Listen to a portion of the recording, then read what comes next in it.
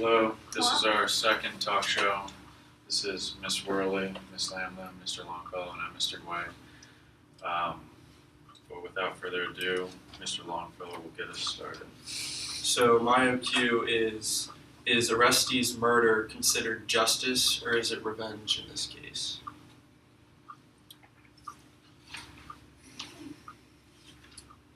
Does anybody want to talk first? I think we talked about this in class a little bit. You seem to still have Definitely, we talked about it in class. I think it could be taken two different ways.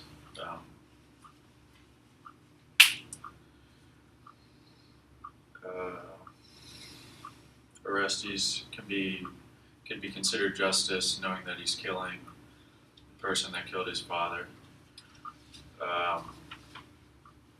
to take the throne, which is rightfully his, but also revenge for the anger that it might have caused him for his mother to do such an act.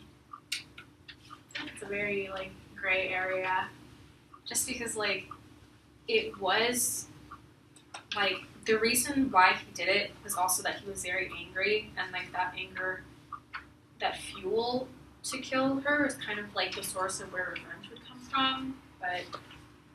But in this situation, I think he thought it was justice because he was an eye for an eye, because that's kind of what we've been seeing over the course of the three plays. Also, it seems like he's a little bit unsure at the end of the libation bears too, because then he starts questioning himself. He starts telling himself initially this was the just thing to do, this was right, and then at the beginning of the Eumenides, he's cleansing himself from this act that he committed. So I'm sure he feels somewhat of. I feel that he's suffering because he had to kill his mother. I don't know if he necessarily regrets it, but maybe to some extent he does. Yeah. Because it was his own mother. On 223, he's he is kind of freaking out because he's did she do it or not? Did I do the right thing? He's having a lot of second thoughts. And the chorus was oh, death calls when she's gone, but oh, for you, the survivor, suffering is just about to bloom. I think it's a lot. He has a lot of guilt and regret because it was his mother, but he goes back to say no, you were my father's death. Even if I have to suffer the work and the agony and all the race of man because he killed his mother, he's no, I did this for the right reason, this was just, I had to do this, I should have done this, but it's the right thing to do, but I think he's still kind of struggling with it. Yeah. I definitely think because, on page 191, he talks about how Apollo was this voice in the Winters of Disaster, line 280, and apparently Apollo speaks to him and says, "Gore them like a bull," he called, "or pay their debts with your own life, one long career of grief." Oh, sorry, he says, "I can still hear the god, a high voice ringing with winters of disaster, piercing the heart within me, warm and strong, unless I hunt my father's murderers." And I think, this could be considered justice in a way, because, if the gods are telling you to do something, as we've seen, previously, it's just in the mortal line because the gods told them to do it. So it's kind of this divine intervention. And I think that also makes it difficult to decipher whether or not it's vengeance, was that the word you used? Revenge. Or if it was justice, because I think it could be revenge, but I think if it's of godly intent, I think it could also revenge seems very much like a selfish type of act, and I think because Apollo told him within the story, I could see how it could be considered just. Yeah, I agree with that. I think it's justice because on 252 at 479, Orestes says, "And Apollo shares the guilt. He spurred me on. He warned me of the pains I'd feel unless I acted, brought the guilty down. But were we just not? Judge us now. My fate is in your hands. Stand or fall. I accept your verdict." So he's the gods told him and kind of took control of him because earlier in this passage on page,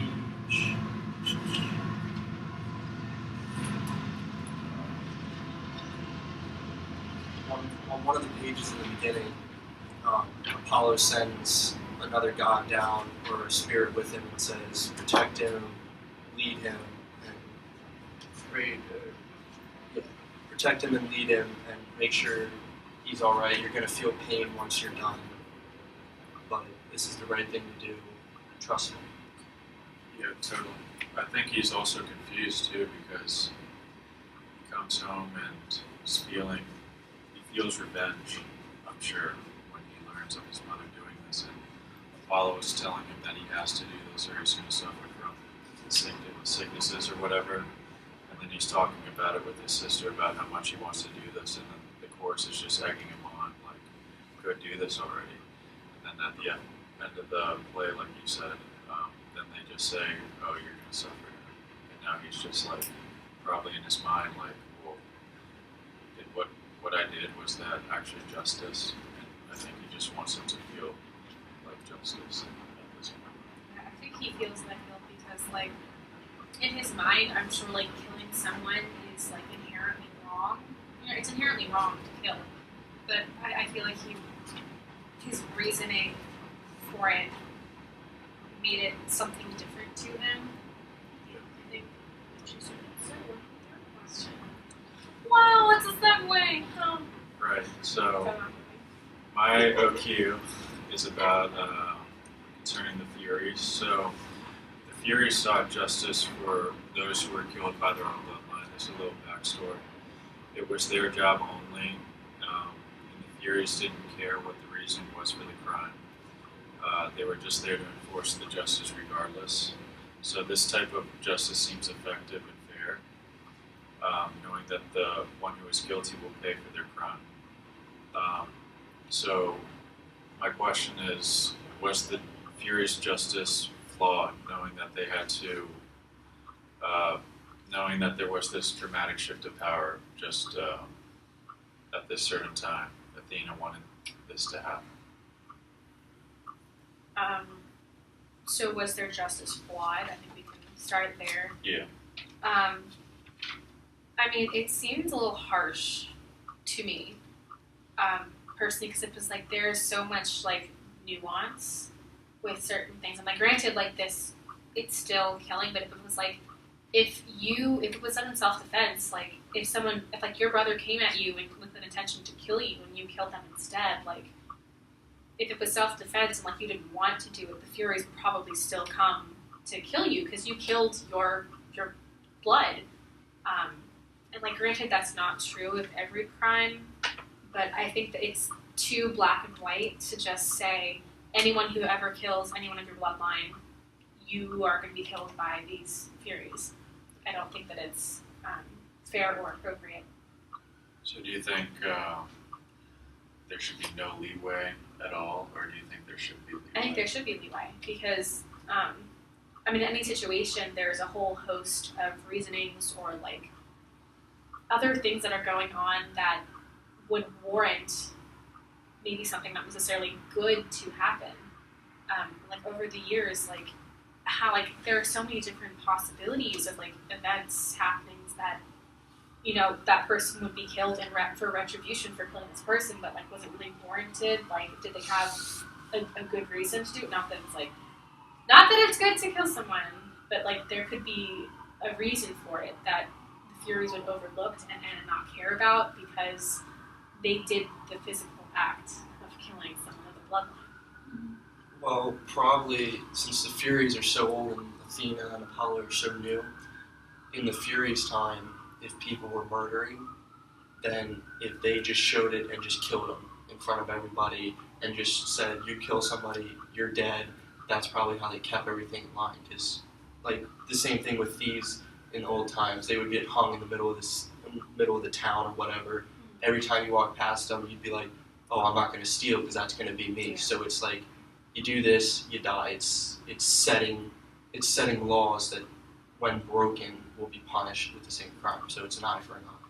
Yeah, like how I can defend the Furies is they make the argument that making exceptions, like due to reasoning for these crimes, creates a circle of where they say the mothers and fathers will be at risk of suffering violence at the hands of children. So that's how they try and defend themselves, saying that there'll be this endless circle of violence if they don't act with this justice immediately. So I can see how it worked previously, and that's how I was able to agree with it, because it's No. I could see like how that maybe could be agreeable. But I also think that the Furies, like Mr. Longfellow said, like what has been in the past, like this probably was like such a severe crime. But also what you were saying, Miss Riley, about how like where is the like if it's in self-defense, like how can you like there's no judgment, it's just automatically like you gotta die. And I think also like bloodline doesn't mean goodness. Like it doesn't mean like just because that person shares the same blood as you that like A, you're fond of them, or B, like you even have any ties to them beyond just like whatever your DNA is. And I think like the Furies, like their justice neglects the fact that maybe it wasn't self-defense, or maybe it was because this person did this, and like also they're jumping in and they're committing a crime of themselves by interjecting themselves into the situation. And I think like I can see how like the justice is intervening so that like these other future bloodlines don't get killed, like the parents don't get killed by the hands of their children.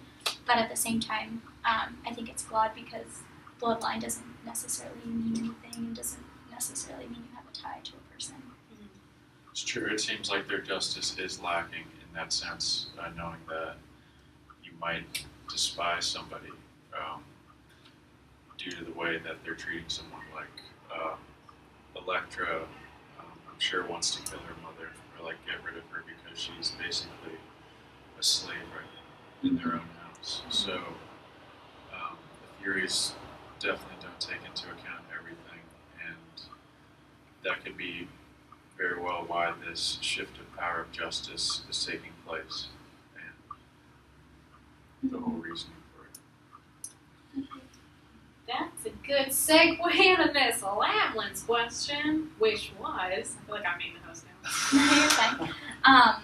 So my question had to do with the role of the youngness, I guess you could say, of Apollo and Athena in changing the rules of this whole justice game, and the role of like the antiquity of the Furies.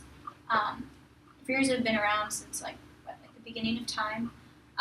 And Athena, they even say to Athena, like, you're relatively new, you and Apollo, you can't do this, you can't change the way these punishments have been yielded before. So I guess my question is, like, why do you think this case with Orestes killing Clytemnestra is, like, warrants them to change the way that justice is given out? So like why here, why now? Yeah. I feel like the Furies don't do what Apollo and Athena do. Apollo and Athena intervene and control people and get them to do things to take out people that they want to better it and make it an outcome that they want. And I feel like the Furies just sit there and wait. And somebody kills somebody, and then they're there, justice, and then they're gone. They're in, they're out, they're gone. There's no Apollo and Athena intervening and taking control of this person and telling them to kill somebody, and then saying, okay, you're fine, you did what we asked, go on with business, we'll call you again.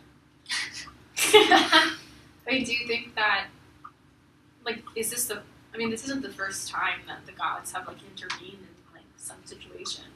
Right. So, like, wouldn't there have been, like, another time when they had someone, like, do this? Do you think that would be, Well, I we think don't it's know. interesting, too, that, like, they're intervening with another, like, godly force. Like, the Furies aren't necessarily, like, mortal creatures, but they're not necessarily, like, gods. Yeah. They are considered the older gods for some reason, but then they set themselves away from like Zeus and like. They almost, like, remind me of, like, a small chorus of the gods. Like, they have their own thoughts, they have their own feelings, but they only do this one, like, job.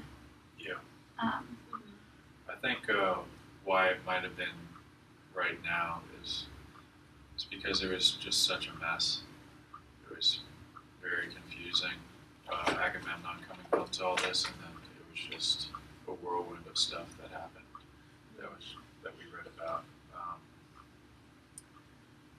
But I don't see how this couldn't have happened before. We didn't read about it, so I guess this is the biggest mess we've confronted. Yeah. With, Yeah. I don't know. And it just seems right that I you would step in yeah. at this point. I mean, there's a lot of talk of destiny and fate, and Athena says on page 252, when she's talking to Orestes and she's also talking to the Furies, she's saying like they have their destiny too, or she says on line 490, if you're innocent, I'd adopt you for my city, talking to Orestes, and then she turns to the Furies and she says, but they have their destiny too, hard to dismiss, and if they fail to win their day in court, how it will spread the venom of their pride, plague everlasting, blights our land, our future. So it stands a crisis either way. And I think like that also has to do with like the fact that they're like, oh, we're gonna rain down and destroy all your crops and all these different things. But I think it also has to do with like it's a metaphor for like crops, like the new generation, like the new seed of Athens. Like if you poison like Orestes, like almost a child, almost a new seed for this thing that he's done, like you've poisoned the well. Like this is gonna keep going on. And I think like we really don't have a precedent to go off of. Like we don't know of any other people that they've killed or that we've read. And I think that like what Athena's trying to say is that like he may like Orestes killing Clytemnestra may have been like the new like maybe no one else who killed their bloodline like had these reasons to kill them with the whole like familial like each person keeps killing them. So Yeah, I mean, Agamemnon kills his daughter, and then, because Apollo told him to. yes, and then Clytemnestra kills Agamemnon while she's in love with Aegisthus, or whatever. Mm-hmm. And then Orestes has been banished from the city, and his sister is a slave in their house. So I could kind of see maybe this is like where Athena needed to step in and put her foot down. And again, like why we were talking about this before, like why didn't they go after Agamemnon for killing his own daughter? Right, like why wait so long for Orestes? Yeah. But there was a moment when Orestes was like, why didn't you go after my mom? And they were like, they weren't related. They were not blood relations. And like that was a perfect point to be like, why didn't you go after my dad for, killing my sister? I mean, that's like a father killing his daughter. Is that not just as bad as the other way around?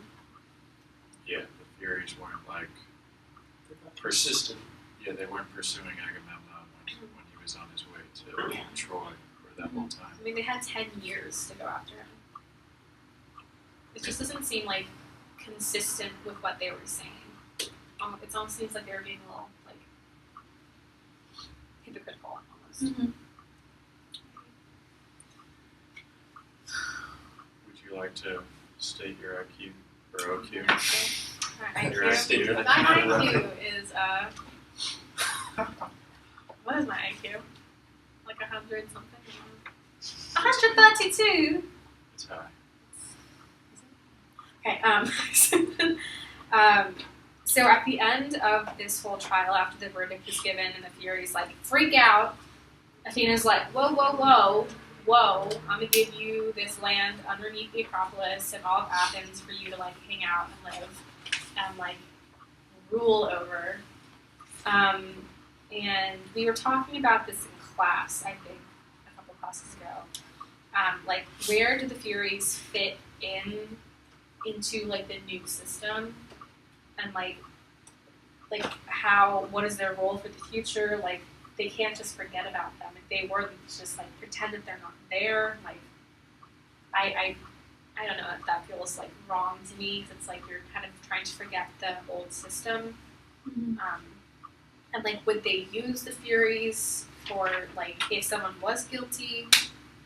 It's just a little like they didn't like go into it at all. It's like where they would go, like what their role would be, what their purpose was. Yeah.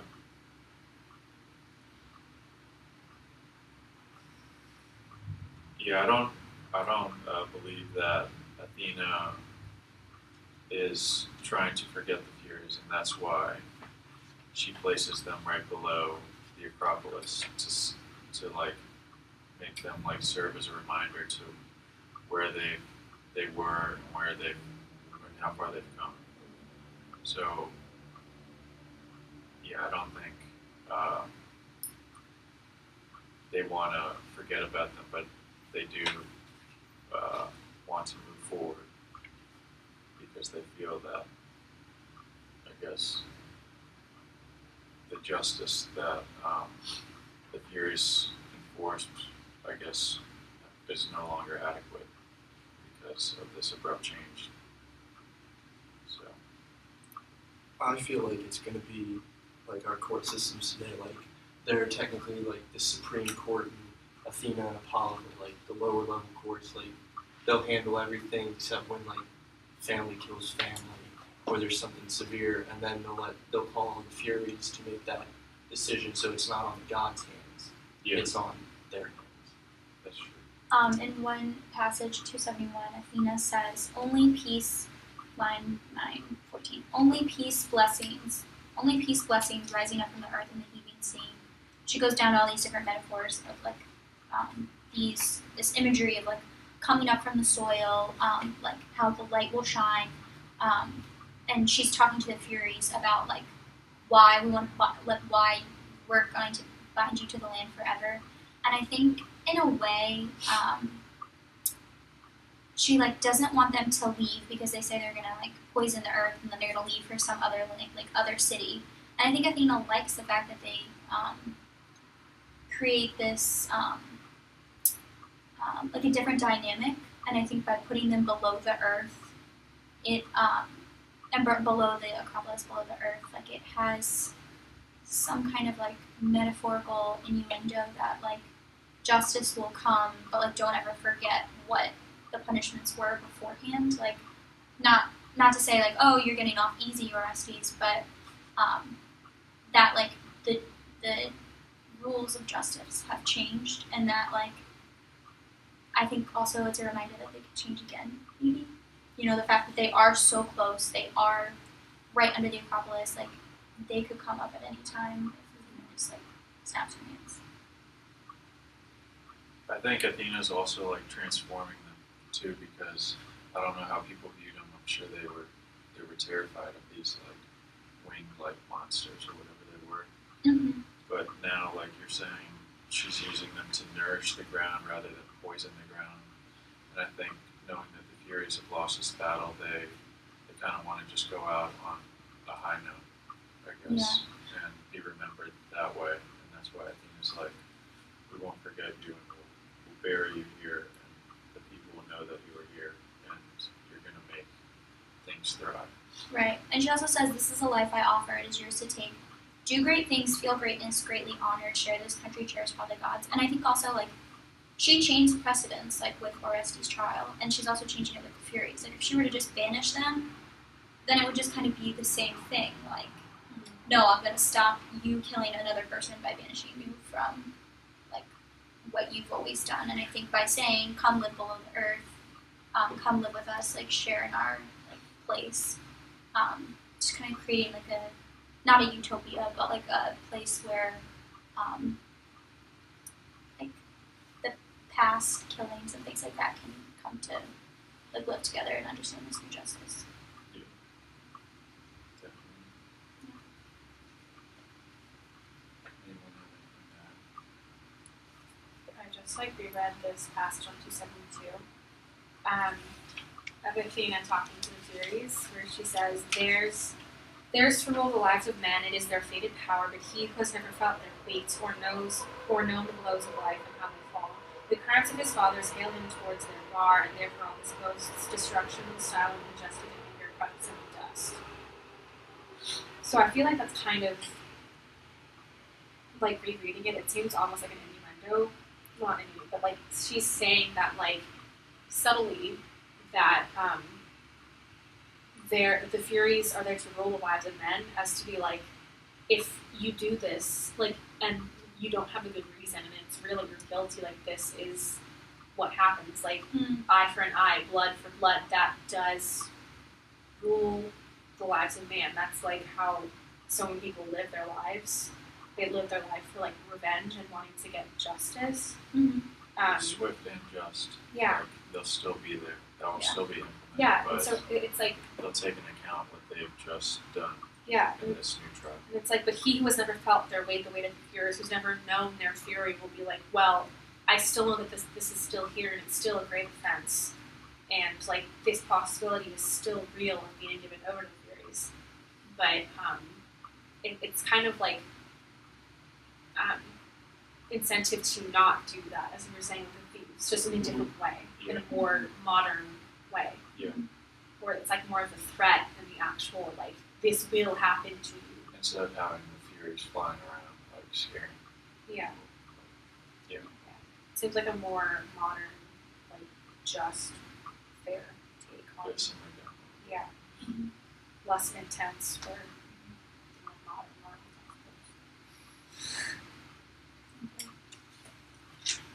Alright. Anything else? Signing off. That Thanks for concludes our watching. discussion for Group D. Master